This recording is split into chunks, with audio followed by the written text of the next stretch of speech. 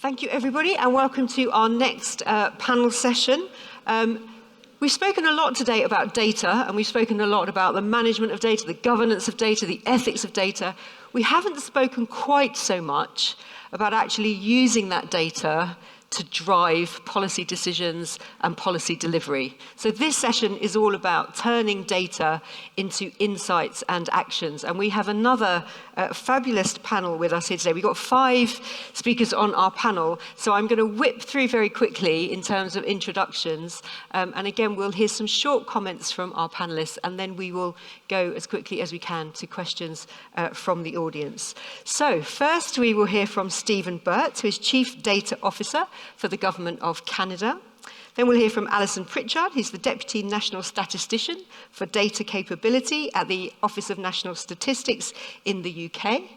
Then we'll hear from Srini Kompella, who's Vice President for America's Data and Analytics at one of our knowledge partners, DXC Technology. And then Guyan, who I think deserves a special round of applause because he's literally just run here and arrived kind of a minute ago because he got held up at the airport, I believe. So thank you so much. Guyan Perez, who's Head of Data and Technology, Chief... We need to give him a big drink after this. Chief Digital Office at the United Nations Development Programme. And then last but by no means least, we have Shafer Kanji, who's the Chief Digital Officer for Innovation, Science and Economic Development here in Canada as well. So a great panel again. Stephen, I'm going to come straight to you. Thanks very much, Siobhan. So good afternoon, everybody. Very briefly, the Chief Data Officer position and the data sector at Treasury Board stood up about 7 months ago. Came over from our Defense Department to set that up. And the goal is to provide enterprise leadership, and by enterprise, I mean across the federal government, departments and agencies, to make sure that we are maximizing the value out of the data that we steward across the system, that we're making the best possible decisions we can, best possible, not necessarily the best, but the best possible, across policy and programs everywhere in the public service. And last but certainly not least, building and maintaining the trust we need with citizens and stakeholders across the system in order to make sure that we can do all that in a credible and enduring way. Working for Catherine, who you just saw on the last panel, we are under the government's digital ambition. I would say we put data and digital together a lot of the time here. They are concentric circles. Certainly where we are sitting right now, a big part of what we're doing is enabling the digitally driven services with that underpinning of data that we need to make it work. But obviously there's a bunch of data work that sits outside the digital space as well that we need to pay attention to. So I'll leave it there and move it down the panel. Thanks very much, Stephen. Alison.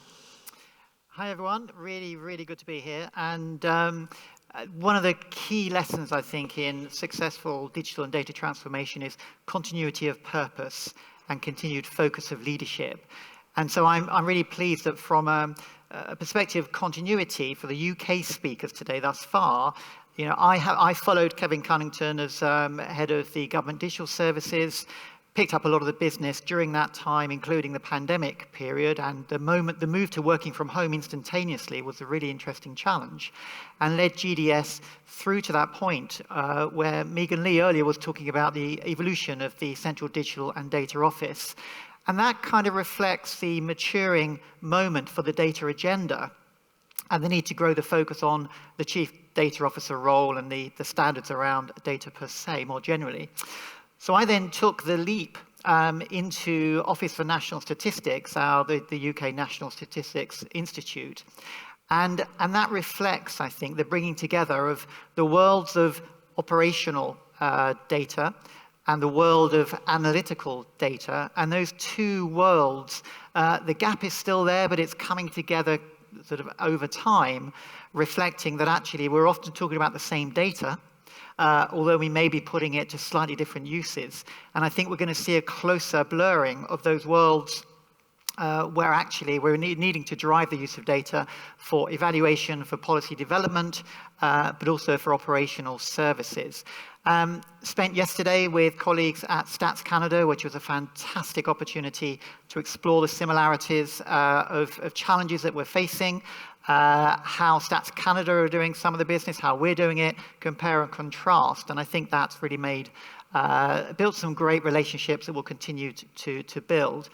In terms of turning data into insight, we seek, I believe, to be relevant, interesting, and trusted. And I don't think I've got time to unpack that now, or maybe we'll come to that in the questioning. And the way to achieve that is something I've been talking about, the 3 Ls, and that is through the use of linked, local, and longitudinal data, which I think are becoming quite the foundational elements of generating insight that can really power evaluation and the ability for both government, public sector more generally, and citizens to engage with the government and to drive progress. Thanks so much. That's an interesting, nice to hear how you're collaborating across countries, which is really nice. And then those different types of data, I think that people are now getting more used to using. Srini, over to you. Thank you. And it's a pleasure to be here. So at DXC Technology, we partner with private and public sector to harness value out of data. We provide a whole range of IT services, but one of the core services we deliver is helping customers, private public sector agencies to accelerate the data-driven transformation. In order to do that, we take a simplistic approach on what we call as the data value chain. So if you look at data, I mean, data is getting generated by machines, by humans, by systems all over the place. Data then gets converted into insights. Insights, drive the actions. Actions deliver the outcomes. So if that's the, simple framework we align with, what we are finding is that, today with the amount of data that's out there and the kind of technologies, that are available, people can generate insights very rapidly. Now, how valuable are those insights is a question. How meaningful are they in driving actions is a question. What we are seeing more and more is that, the right insights start coming out when people start with defining the outcomes or the objectives. A big example is one of the cities we were working with in Asia. They were looking at how to reduce the fatalities on the roads, with the accidents. And one of the hypothesis was that if the emergency services came in, faster, they could save more lives. So, with that, when the analysis started happening, using the data, we found that, just by getting the emergency services reach the accident spots 5 minutes sooner, the fatality rates could come down almost 40%. Now, that drives a lot of specific actions in terms of how to make it all happen, but that insight came about because of the objective saying that we got to reduce the fatalities on the road. So, looking at the private sector, one of the big challenges we see is what we call as the proliferation of dashboards and insights. They're just everywhere. Every day people are building up dashboards and they think their version of the truth is the most accurate one. So, and then there are debates going on, right? So what that leads to is the second thing on how to help with this journey, which is a more modern approach towards managing the data ecosystem. That way, anybody who pulls an insight, there's a consistent version of the truth rather than multiple versions of the truth, right? And the third thing that we look at is what we call as, I think several of the speakers spoke about it through the day. It is about data literacy and upskilling of the talent. It is important for decision makers, executives to understand the importance of data and how to interpret, but more critically, what to look for. The second also is to upskill the talent. Not everybody needs to be a data scientist to create some simple, meaningful insights. There's enough tribal knowledge that people carry in their day-to-day work. With some level of upskilling, they can create insights that will be meaningful. So those are broadly the areas that we are looking at in terms of how to accelerate conversion of this data into insights and actions. Thanks so much, Srini. I think that proliferation of dashboards is something that I think everybody will recognise, and probably goes into what we heard from Claire and Catherine. Then you have a meeting about the dashboard, but you don't necessarily then use that to drive change and drive actions. Thanks. Again, over to you. If you've caught your breath now, then over to you. Thank you. Good afternoon, everyone. In fact, we have 6,000 dashboards in our organization to start off with. So to talk a bit about UN, if you're not familiar with UN development program, so I work for the UN development program, which is the UN's biggest agency, and we are present on the ground in over 170 countries, and that's our biggest strength, basically. But that brings a lot of challenges as well. Internally, when it comes to data, we have about 5,000 to 6,000 projects in flight at any given time as well. So that generates massive amounts of data. At the same time, we are supporting countries on policies as well. So there's that side of data where we use data for policy making and data for decision making. So I'm in the Chief Digital Office. UNDP is going through a digital transformation, and data is at the core of it. And the Chief Digital Office is in the Executive Office of UNDP, sending a very strong signal. Digital transformation or data is not an IT function. It's not a policy function. Data is for everyone, digital transformation is for everyone, and this has the political backing at the highest level of the organization as well. And we have a data strategy that we are implementing on 4 pillars: governance, people, technology, and partnerships. I will leave it at that. On the internal side of things, I have 2 hats in the organization. The second part is actually advising governments, advising member states on their data journeys, setting up data exchanges, setting up data governance programs, setting up open, making them aware about the capacity needs they have and the openness that they need to have as well. I'll leave it at that for the moment. I'll come back to some of the elements I talked about later. Thank you so much. So interesting to hear what you're saying internally and that importance of where the head of the data unit sits and that senior buy-in. But then people might have questions for you on how you advise other governments on kind of their using their data to help drive decision making. Thank you so much. Schaefer, coming over to you. Right. Thank you so much. Thank you for having me. Good afternoon, everybody. Just to give you a bit of context on ISED, so we are the federal government department for Canadian businesses. And so throughout the entire life cycle, from the spark of an innovative idea to incorporation and registration, we help Canadian businesses grow domestically and ensuring that it's a fair and competitive marketplace. So my team is responsible for all things digital and data. I've been with the federal government for a little over a year now, so similar experiences to Catherine. I have a background in private sector as well as municipal government, so it's been an interesting journey and a year into federal government. My team has the CIO as well as the Chief Data Officer, who I think she's a magician. She's here in the floor. So just a big shout out to our Chief Data Officer, who wears many hats and really truly makes magic happen.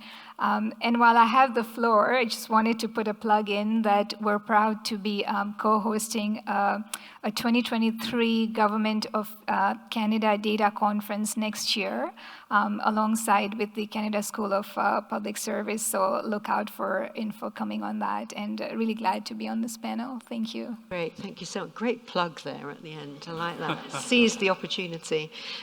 Thank you so much. I think I want to kick off before we go to the audience just with, I think we've got some questions already at the back, but just very quickly, you've all talked about kind of the volume of data that's being generated now. So as busy policymakers, of which I used to be one, how would you even start to help policymakers to, within all of that data that's being generated, to start to identify the kind of data sets that are useful to them? Where do they even begin to look for some of the patterns in the noise and the data that might be most insightful for them?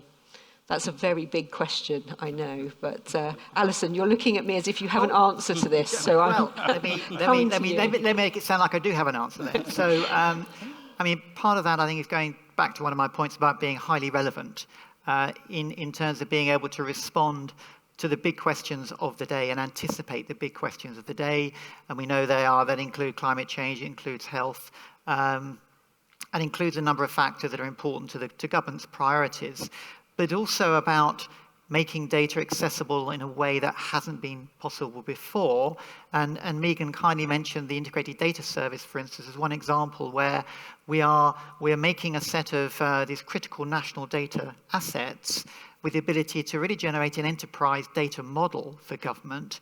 And the way I frame it, which is kind of more data than you can shake a script at, and the ability to answer questions we don't even yet know we need to answer. Because there has been a history, I think, of wait for the question and then rush out and try and get the data ready. And I want to turn that model on its head. Thanks. Srini, you're nodding there because you said it's about identifying your objectives first and then finding the data to help. Is that the advice you would give to policymakers? That is definitely, the fastest way to get to the insights. However, to, what we were talking about, I mean, we need to flip it on the head as well to some extent. It's a balance. So there are times where, analyzing data can throw up insights that nobody has thought about, right? So we have seen that especially in the private sector, that actually got the companies to create new revenue streams. I mean, there's a phrase for this is called data monetization. Right? So, but in order to do that, today with, these huge amounts of data that exists across the systems, across the devices, it takes sometimes weeks, sometimes months to get access to the right data sets to turn the insights around. So that's where, there is a need for building an enterprise data strategy, potentially with an enterprise data model. And this is a people process technology, solution. It's not just about technology. Today, there's enough technology to, do a lot many more things than what we were doing even 18 months ago. Right? So, but it's more about the people and process as well. How do we get the data sharing to happen between, if it's in the private sector, between different business units, if it is in public sector, between different departments? Because sometimes the insights get a lot better if you cross-tab data across departments, right? So, but then in order to do that, you can't take weeks and months. How do you actually make it happen in a matter of hours and days, right? So that necessitates a kind of an enterprise data model or an enterprise data ecosystem. With that comes the need for data governance and privacy. Because at the end of the day, again, everybody talks about democratizing data. For sure, technology is available for the democratization to happen, but privacy and governance are equally important. And that's both for data and insights. So, but this is going to be the most critical aspect in terms of, turning the data into insights for advising the policymakers in the public sector, both proactively and reactively. And when I say reactively, when the, outcome is defined, proactively is the smart data scientists are analyzing the data and coming out saying that, hey, there's some correlation that policymakers need to look at for potential, policy making. Thanks. Guyan, you were nodding in agreement there. What advice would you be giving to policymakers? In fact, I will start from where you just stopped, knowing the right questions to ask from the data as well. And when we work with a lot of member states, government, they say, oh, we don't have capacity, we don't have data capacity. But in reality, are you really looking for a data scientist, or are you looking for a social scientist to look at these problems? Because you just mentioned climate change and health. There's a relationship between climate change and health. If you just have a data science degree, you wouldn't understand that relationship. So it is about asking those right questions, bringing the right capacity into the organization. Even for us, UNDP, initially we thought, oh, we lack data talent, let's bring in some data scientist, analyst into the organization. They came in and they're sitting and waiting for data. So access to data, that value chain, having processes in place to provide that data is equally important as analyzing data. So this is an issue that's come up, and I think Claire mentioned this earlier. You have to have the right people in the room at the right time, all talking together, and that's where you get all of this. Shafa, what advice would you be giving? I think in addition to what has been said, not just the enterprise data strategy, I think about more of a program-specific data strategy. So for example, at ICED, we have this program called the Canadian Digital Adoption Program, and it's about enabling small, medium businesses and bringing them online. And the work that our data office has done is actually enabling the program. So really specifically looking at the data strategy for that program, the reporting strategy, and really what is the problem we're trying to solve? What insights can we gain from that data so we can enable the business, right? And so I think it's just really having a bit of that laser focus on the specific problem as opposed to trying to boil the ocean. Having some of those key resources and individuals really be focused on the program and using that as a bit of a case study so you can show and tell, right, and show the results. And this is how I think we're winning the hearts and the minds, by really showcasing the results from maybe one program and then sort of bringing the rest of the folks on the journey. Stephen, before we go to questions from the audience, your thoughts on this? So the public sector is a big place, and we've got lots of stuff going on. And I think the privilege that gives us is that we can place a series of bets across the system. Big bets, small bets, we can figure out where we can experiment a little bit in that. So when you have a department or an agency that has a particular problem that is appropriate for being solved with a data-driven solution, you can put your shoulder behind that from a central agency perspective. You can experiment and put a use case together, as we're doing right now within the Treasury Board Secretariat, between the Office of the Chief Information Officer and the Office of the Chief Human Resources Officer, to try and operationalize the new HR data model that OCRO has put together to try and drive some results out of that not just make the system, give you better insights into the system, but also maybe make things, just a few things, better for employees, because it's a challenging space right now. You can help your policymakers to understand, to focus on problems that they understand. Because I think sometimes, and we talked about it a little bit in the first panel this morning, at very senior levels, the senior executive levels, people are a little bit scared of data and digital because they don't understand it, and they're not sure what the right questions are, and they're not sure how to evaluate the results they're getting. And helping those senior decision makers frame the problems they do understand, and then help them get the data into that zone so that they can work on it a little bit better is, I think, a big part of the art of it. But you've got to place a series of big bets on things like digital ID because it's going to have a big payoff, and then a series of smaller bets on things that are a little bit more under your control where you can experiment a bit more. Great. Thanks, Stephen. Okay, over to the audience. Who has got, so there's two hands in the middle first off, and then I'll come over there as well. So can you keep your hands up till you get the mic? Thank you. And do you mind standing up just to answer your question? Hello, Guy Giles from Looking Local in the UK. We're involved in a data project where the intended outcome was to reduce safeguarding concerns and risks in the community. In the UK, there have been some high-profile cases where vulnerable children have been missed by key agencies with some pretty tragic consequences. So our hypothesis was that anonymized event data from adult social care, from children's services, police, fire, and so on, can be used to predict safeguarding concerns ahead of that critical event actually taking place. The biggest challenge for us wasn't assembling the data or the insights that could be derived from it. It was the information governance challenges of multiple agencies sharing data. That was the big thing. We have GDPR in the UK and across Europe, and many will have similar kind of rules and regulations across the world. Does the panel have any insights to share on that challenge? Thank you. Great question. So the challenges around sharing data across agencies. And there was a second question. We'll take two questions at a time. Thanks. I'm from National Defense. I'm a senior program evaluator, and so I have a relationship in relying on programs providing us with a lot of data, but also sometimes creating data as well to contextualize that.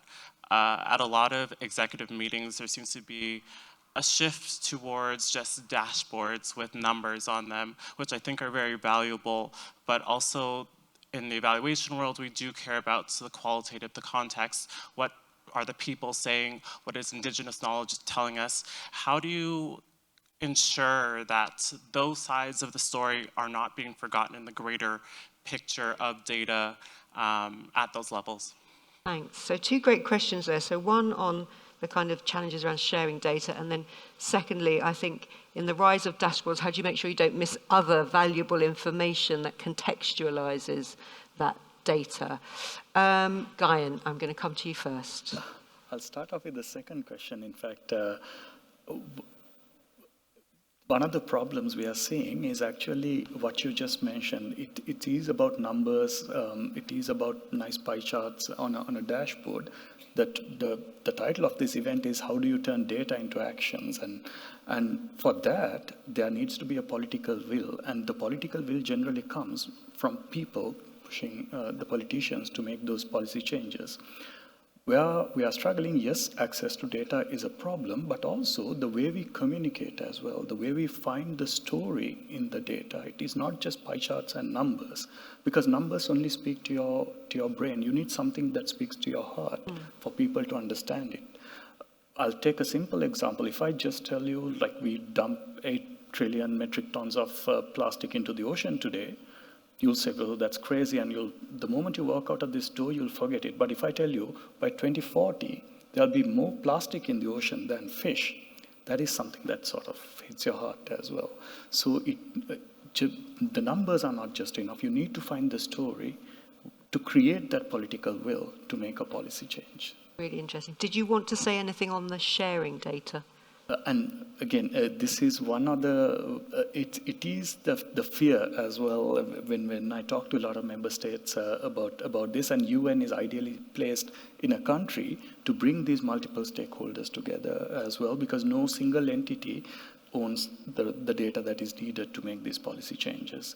So we are working with countries at that strategy level, creating those entry points, creating those open data exchanges for that data sharing to happen. And this is new to the private sector as well. In a way, sharing, in the past, it was more about more on the governance side of things, but now with IoTs, with social media data, it is relatively new for private sector as well to work with the governments on this type. But I've seen it happening, and happening successfully in a couple of countries as well. And as the questionnaire asked, sometimes the regulation just doesn't allow you to share the data, so that's at the moment an immovable barrier. Shafi, your thoughts on those two questions? Yeah, I think when we have opportunities to design new programs and services, we worked on a consent framework. So, depending obviously on what the service is, I know it's a lot of work up front, but I think working with policy and legal and, different areas within the federal government, we're able to define a consent framework that can be used for a given service. And so I think if there is transparency in terms of, the type of data that we're collecting and what is it that we're sharing for and with, we do see a consent given by the citizens. I think that other question around the dashboard, I know that in general, senior leaders like to see dashboards. I think where we've tried to incorporate the qualitative feedback is actually, infusing the user experience aspect of it, right? So when you're designing the service and you put the human-centered design experiences and sort of glean the benefits from that, combining the qualitative and quantitative pieces makes the dashboard way more informative, I guess, and really executives need reporting to make informed decisions. So it's not just about numbers, there's the human element. We talked about the feel and the emotion. So I think a good dashboard is a combination of qualitative and quantitative analysis. And sometimes I honestly think that we should surprise the senior leadership. It's just because a dashboard is traditionally just numbers and metrics. There's no reason we can't include page 2 or page 1 with qualitative information. Sometimes, leaders don't know what they don't know. So I think we shouldn't be afraid to try new things as well. Yeah. Stephen, do you agree with that? Yeah, I would go a bit further, I think, than Shaifa's gone on some of this stuff. I think that the dashboards, where dashboards enable better storytelling and simplify content, they're useful. I would challenge many of the dashboards I see these days in the public sector, because frankly, I think we've skipped over the data part of the dashboards. And we've drawn a picture in crayon, essentially, of what we think is going on. I'm not convinced, like if you actually ask them to peel back that dashboard and look at the data that's underneath it, I'm not convinced there's anything there. And I'm concerned that we're moving into sort of a post-literate decision-making here where it's too complicated for people to read something. We need to actually show them a picture. So I think like we need to tell a good story, and a good dashboard that tells that story based on good data can be really valuable. I'm not convinced that's where we are right now in the public sector. So I think we need to take a step back and make sure that we've got the right data for the right decisions in the moment. On the issue of sharing for a critical problem like the one you're dealing with that you described there, we need to take advantage of those opportunities where we've got a clear security, safety, health, whatever it happens to be. I think COVID was instructive on a lot of this stuff. We need to take the opportunity of a clear problem set where the solutions are messy, and most public policy solutions are messy, to make some of those informed trade-offs. In a lot of our countries, we have fairly strong privacy protections, and they're important, and I wouldn't want to discount them or turn a blind eye to them, but we need to trade them off against other public goods in that space in order to make sure that we make the right decisions from a safety and security standpoint. So I think use the opportunity you've got to try and drive some of the policy change you need. Srini, your thoughts? Yep, thanks. The first one on, let me pick on the dashboards, favorite topic as well. So, by the way, it's not just in public sector, it's the same challenge in private sector. It's just that, they've got a lot many more dashboards than in public sector, right? So, it's a fact. I mean, because there's just so much technology available where we can build out dashboards. But I think it's more about linking to the actions. It's about what is it that we are telling? I mean, let's say we found some, insights like, we talked about, let us say, the emergency services reaching 5 minutes earlier. That's a good insight, right? You could present that into a dashboard that is, super colorful, lots of graphics, pie charts, bar charts, or what have you, right? Whatever else charts. But then, what is the core message that is being sent, right? So, that's probably the key question to be asked. What is the action that we are asking, to be driven? So we think it's less about how, beautiful or how wonderful the dashboard is. It's more about what is the message that we are sending. Another example we take is, we do a lot of work in autonomous driving, in data-driven development of autonomous driving cars. An example that we talk about is, let's say you're behind the wheel, and you're trying to figure out whether you want to shift a lane, right? It's a decision to be taken, right? Whether you want to shift a lane. And you get a dashboard in front of you with fancy graphics that tell you all kinds of data like, velocity of the car behind you, the acceleration, the size, shape, everything, right? What are you going to do with that? But what if, the car presents you a blinking light that says that maybe you should not shift the lane now because there's something behind you, right? This is probably a best parallel in terms of why we actually think there needs to be a lesser focus on, building too many beautiful dashboards. It's the data that is important, and it's the insight and the action that is important, right?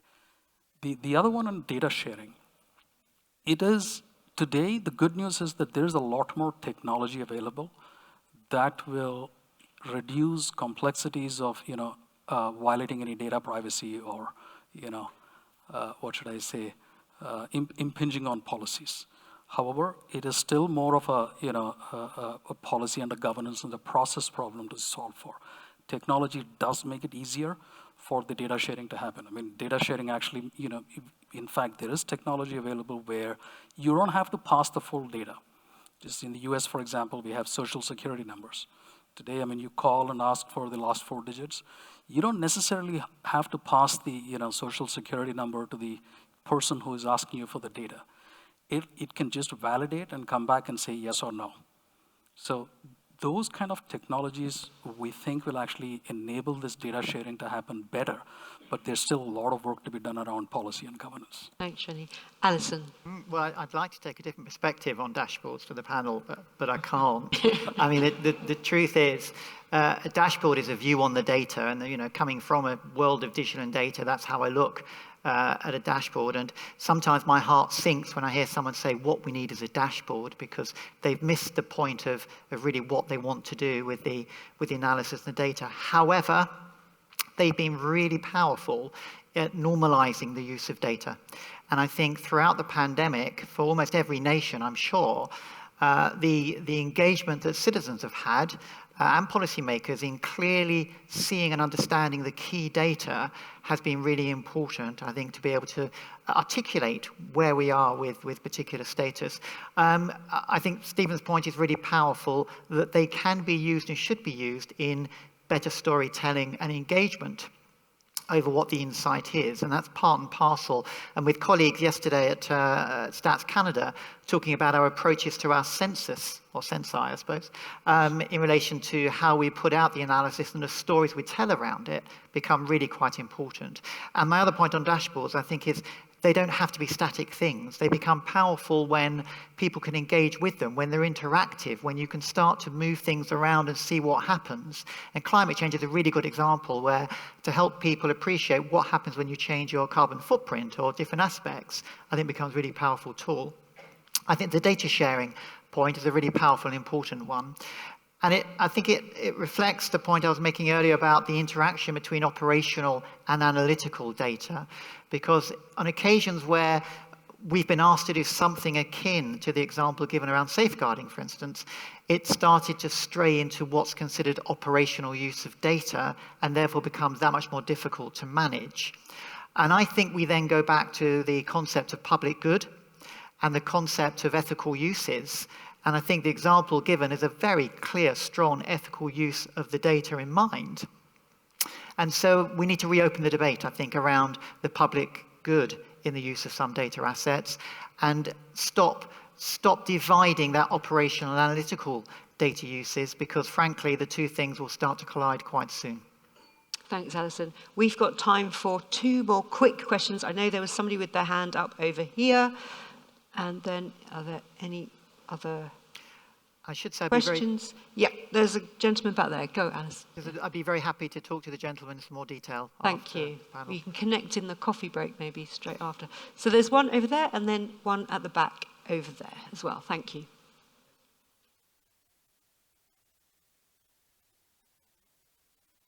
No? Hello. Yeah. My name is Bhuvnesh Avasthi. I'm with the Financial Consumer Agency of Canada. My question is regarding the role of behavioral science in turning data into actions. Because when you're dealing with public, they may not be aware of why and how you are collecting data. And if it's not behaviorally aligned, you might have limitations on whether the actions have desired outcomes as far as public is concerned. So what's your view on using behavioral insights? Thank you very much. I think, Guy, you touched on this a little bit in yours. So behavioural science, linking that to the data. And there was a question at the back there. Yes, hello. I'm a longtime program evaluator with Indigenous Services Canada presently. And I was really thrilled to hear you say you'd love to have invite some social scientists into the mix to be able to ask the right questions. And I think that one of the problems that we've had in evaluation in the federal government is that the data is not always there. The data that we need to measure the performance of a program is not always there when we arrive to do the evaluation. And so we're having to make it up, as this gentleman was mentioning earlier. So I think part of the balance is to focus more on the questions that you need to ask about the outcomes of the programs that you need to make decisions on whether or not to continue that program, to change that program, et cetera, or build a new one. So I'm wondering, do you have social scientists in your mix when you are determining the types of data systems that you want to put in place, the data that you want to put in place, and then the dashboards or reports on outcomes that need to be shared with senior decision makers? Thanks so much. So we are running short of time, so I think probably quite short answers to this, but I think the two questions go nicely together. So the extent to which we kind of collaborate across those professional expertise areas to gain really useful insights from the data. Shafat, I'll come to you first. So the way we've been approaching it is within our data office, we have a team that focuses on the user experience, and embedded within the team, we actually have a really good mix of individuals who come from different backgrounds, including fashion and design, and really that behavioral focus that the question was posed. So there's two aspects to it. One is, how do we do uptake of an existing program? And so really looking at the behavioral science aspect of it.